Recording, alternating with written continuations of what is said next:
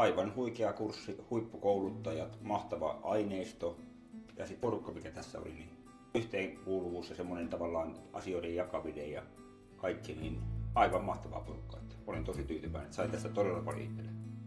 Parasta täällä oli kyllä nämä hyvät käytännön vinkit ja sitten keskustelut kollega-opiskelijoiden kanssa ja luennoitsijoiden kanssa. Että paljon käytännön vinkkiä arkeen ja varmasti tästä hallitustyö kehittyy.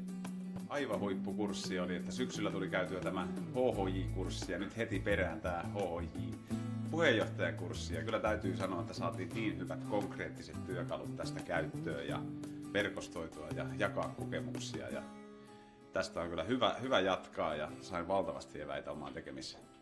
Ehdottomasti parasta oli ryhmäläiset. Oli mukava päästä keskustelemaan paljon ja tutustumaan ryhmän jäseniin, vertaisoppia heiltä. Toinen tosi hyvä juttu oli konkreettisuus, konkreettisia työkaluja hallituksen puheenjohtajan tehtäviin ja hallitustyöhön yleisesti.